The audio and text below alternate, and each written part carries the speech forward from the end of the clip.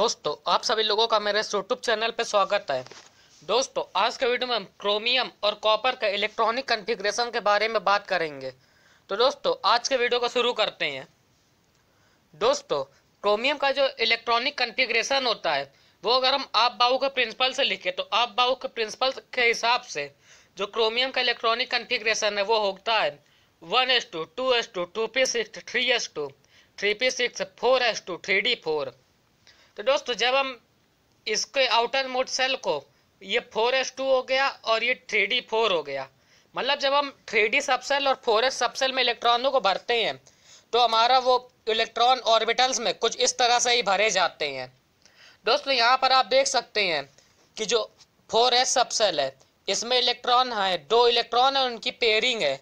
और जो 3d subshell है इसमें एक जो ऑर्बिटल है आखिरी वाला, ये वाला ऑर्बिटल ये खाली है, इसमें कोई भी इलेक्ट्रॉन नहीं है। दोस्तों, जैसा कि आप जानते हैं कि हाफ फील्ड ऑर्बिटल और फुल फील्ड ऑर्बिटल ज़्यादा स्टेबल होते हैं। तो दोस्तों, इसीलिए जब हम क्रोमियम का इलेक्ट्रॉनिक कॉन्फ़िगरेशन करते हैं दोस्तों, हम इसी आप बाऊ के प्रिंसिपल से इसको समझते हैं। दोस्तों, जब हमने यहाँ पर इलेक्ट्रॉनों को भरा, 4s में 2 इलेक्ट्रॉनों को भरा, फिर 4s से ज़्यादा एनर्जी है 3d की, तो हमने जब 3d में इलेक्ट्रॉनों को भरा, पहला इलेक्ट्रॉन 3d में ये है, दूसरा ये, तीसरा ये और ये चौथा ये। तो दोस्तों, जैसा कि हम ये चौथा इलेक्ट्रॉन इसमें भरेंगे 3d में, वैसे ही 4s से एक इलेक्ट्रॉन जंप करके 3d में आ जाता है। तो दोस्तों, इस तरह से ये 4s का जो ये दूसरा वाला इलेक्ट्रॉन है, ये वाला इलेक्ट्रॉन यहाँ पर आ जाता है। तो दोस्तों, वही यहाँ पर उस तरह से इसका एक्चुअल इलेक्ट्रॉनिक कॉन्फ़िगरेशन हो जाता है 1s2 2s2 2p6 3s2 3p6 4s1 3d5। तो दोस्तों, ये 3d5 हो गया। तो दोस्तों, इस ऑर्बिटल में आप देख सकते हैं कि ये जो ऑर्बिटल ये पूरा ही हाफ फील्ड है। तो दोस्तों, इसलिए ये ज़्यादा स्टेबल होगा।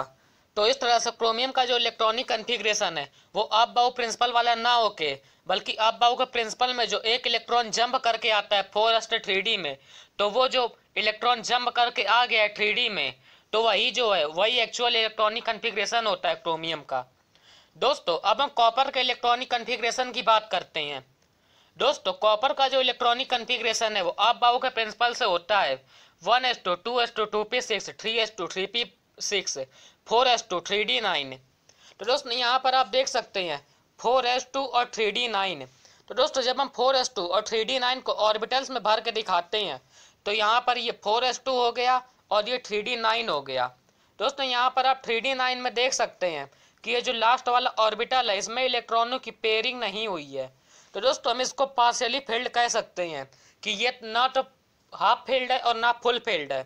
तो दोस्तों, इसमें भी जब हम 4s में इलेक्ट्रॉनों को भर लिए, फिर उसके बाद जब 3d में भरते हैं, तो दोस्तों जैसे हम 3d में ये वाला इलेक्ट्रॉन भरते हैं इधर वाला, तो दोस्तों जैसे हमने ये वाला इलेक्ट्रॉन भरा वैसे ही 4s से एक इलेक्ट्रॉन जंप करके 3d में आ गया। तो दोस्तों, ये वाला जो इलेक्ट्रॉन ये जंप करके यहाँ पर आ जाता है। तो दोस्तों, इस तरह से इसका जो इलेक्ट्रॉनिक कॉन्फ़िगरेशन हो जाता है वो ये हो जाता है और उसका ऑर्बिटल फॉर्म ये है। दोस्तों, यहाँ पर ये 3d10 हो गया है और ये 4s1 हो गया। तो दोस्तों, इस तरह से कॉपर भी स्टेबिलिटी दिखाने के लिए अपना एक इलेक्ट्रॉन 4s से 3d में जंप करा लेता है। तो दोस्तों कॉपर का एक्चुअल इलेक्ट्रॉनिक कॉन्फ़िगरेशन हो गया 1s2 2s2 2p6 3s2 3p6 4s1 और 3d10। तो दोस्तों, ये तो कॉपर और क्रोमियम की बात हो गई कि वो स्टेबिलिटी दिखाने के लिए 4s से एक इलेक्ट्रॉन ले अपने 3d में ले लेते हैं जिससे वो ज़्यादा स्टेबल हो जाए।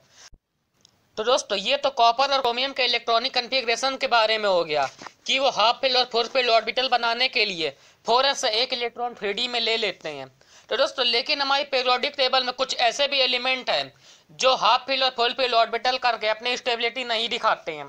तो दोस्तों, वो एलिमेंट है, दोस्तों पहला एलिमेंट है टेक्नीशियम। इसका एटॉमिक नंबर 43 होता है।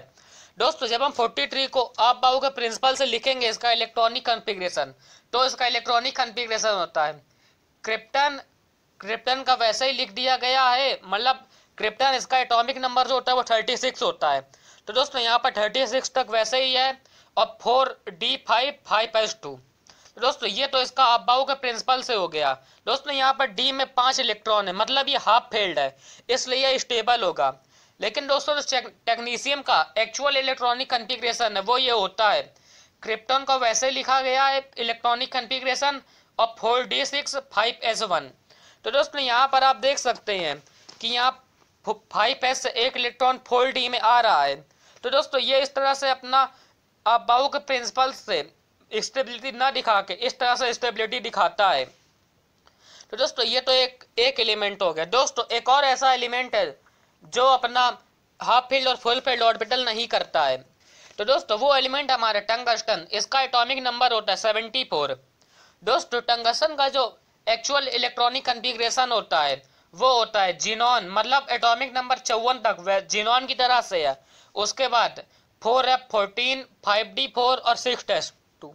तो दोस्तों यहाँ पर आप देख सकते हैं कि यहाँ पर जो आउटर मोस्ट सेल्स जो हैं हमारी वो 5d4 है और 6s2 है। दोस्तों ऐसा ही क्रोमियम में भी होता है, क्रोमियम में 3d4 और 4s2 होता है।